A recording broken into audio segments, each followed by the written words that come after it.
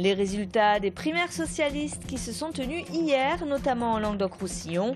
À Montpellier, c'est Jean-Pierre Moore qui mènera la liste PS aux élections municipales, Françoise Dumas à Nîmes. L'interdiction de la fracturation hydraulique validée par le Conseil constitutionnel aujourd'hui, une décision qui ferme la porte à l'exploitation du gaz de schiste, notamment dans le bassin d'Alès. Et en fin de journal, reportage à bord du Belém, le 3 mâts est taqué à 7 jusqu'à lundi. C'est l'un des plus anciens grands voiliers navigants au monde. Les militants socialistes étaient appelés aux urnes hier dans la plupart des grandes villes françaises pour choisir les têtes de liste PS aux prochaines élections municipales. À Montpellier, c'est Jean-Pierre Moore qui a été élu. Le président de l'agglomération a recueilli plus de 60% des voix. Un scrutin qui a débuté sous tension au siège de la Fédération socialiste de l'Hérault. Reportage Olivier Roiran. Je déclare le scrutin clos.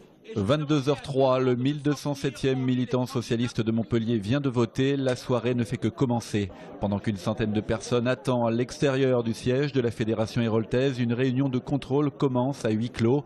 Des anomalies ont été constatées durant le scrutin, ce qui provoque la colère du président du Conseil général de l'Hérault. J'ai 50 témoignages comme quoi des gens sont rentrés qui n'avaient rien à voir avec le parti, à qui on disait ton secrétaire de section c'est celui-là. Ça veut dire que tout n'est pas clair.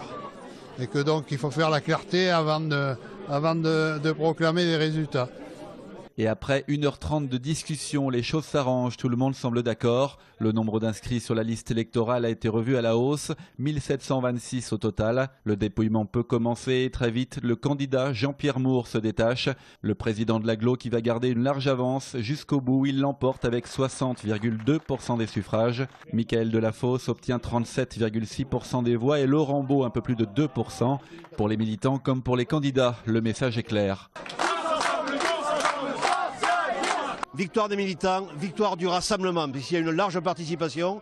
Et dès ce soir, en saluant les candidats qui étaient avec moi dans ce challenge primaire, qui sont Laurent Beau et Michael Delafosse, j'appelle au rassemblement le plus large possible. Le rassemblement, il est indispensable. Je l'ai défendu dans toute la campagne interne en 3 semaines, où j'ai dit la nécessité de l'unité.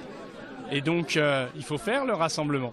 Un rassemblement pas forcément évident avec les 2 grands absents de la soirée qui ne voulaient pas participer au vote interne du PS à Montpellier, le maire sortant, Hélène Mandroux, et son adjoint à la culture, Philippe Sorel. On votait aussi à Nîmes hier soir. Les militants socialistes ont investi Françoise Dumas. La députée de la première circonscription du Gard l'a largement emportée avec 71% des voix face à Christophe Génex. C'est une nouvelle étape qui s'ouvre maintenant. Nous allons nous mettre en ordre de marche. Et voilà, c'est un long processus qui a commencé en 2007.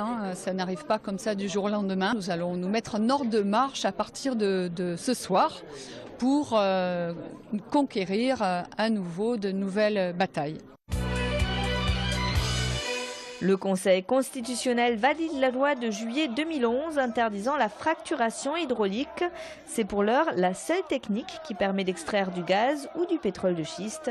La confirmation de cette loi ferme de fait la porte à l'exploitation du gaz de schiste, notamment dans le bassin d'Alès, pour lequel la société Move Oil avait obtenu un permis. Pour les opposants et notamment le député du Gard, Fabrice Verdier, cette décision constitue une victoire, même si la vigilance reste de mise. La fin du conflit dans le réseau de transport en commun nîmois Tango. Hier, après une réunion de 8 heures, les syndicats ont obtenu gain de cause. Les salariés ont obtenu une augmentation de salaire de 1,5% et le versement d'une prime de 380 €. Un accord qui met fin à plus d'1 mois de débrayage quotidien.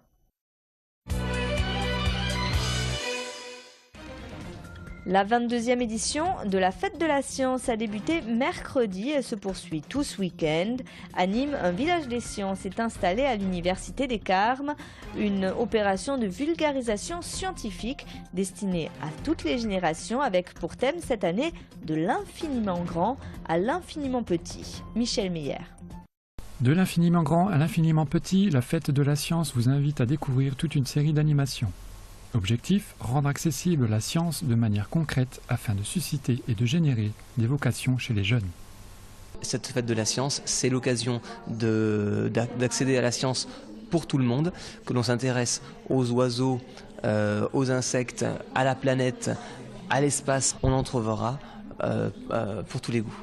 Du planétarium à l'université des Carmes, de l'astro à la macro, vous allez pouvoir incarner le chercheur ou l'expert qui est en vous. Donc cet atelier de criminalistique, donc j'insiste, ça va permettre de mettre en exergue toutes les activités scientifiques qui gravitent et qui permettent donc de résoudre une scène de crime ou une affaire de police. Faire de la science, mais pas seulement. Il vous sera donné aussi l'occasion de participer à une œuvre collective. L'art et la science vous attend et c'est le week-end du 12 au 13 octobre. Montpellier a cédé hier face à Cesson. À croire que les matchs face aux Rennais ne seront plus jamais les mêmes depuis la révélation, il y a tout juste un an, de l'affaire des paris présumés truqués. Le MAHB s'est incliné de 2 petits buts, 32 à 34, à l'issue d'une seconde période décevante. Le résumé de la rencontre, Jean Brun. Décidément, les confrontations entre Montpellier et Cesson réservent désormais leur lot de surprises. Sur le papier, le MAHB, 14 fois champion de France, n'aurait dû faire qu'une bouchée du petit Cesson. Mais comme trop souvent ces derniers temps, le MAHB a entamé la rencontre à l'envers. Rapidement mené 4-1, Montpellier retrouvait son bon sens dans les 10 dernières minutes d'une première mi-temps arrangée au rayon des mauvais souvenirs. Plus à réaction qu'en action, le MAHB parvenait à reprendre la main à la mi-temps. Une main bien fébrile, brouillonne, désordonnée. Patrice Canaillé, suspendu pour cette rencontre, n'y pouvait pas grand-chose et assistait impuissant au naufrage de son équipe. Les bonnes intentions de Guigou et Gagic ne suffisaient pas à inverser le cours du match. Et pour la première fois depuis 6 mois, Montpellier ne pouvait que s'incliner sur son parquet sur le score de 32-34. Et pourrait bien se retrouver coincé dans le ventre mou d'un championnat dominé par le PSG.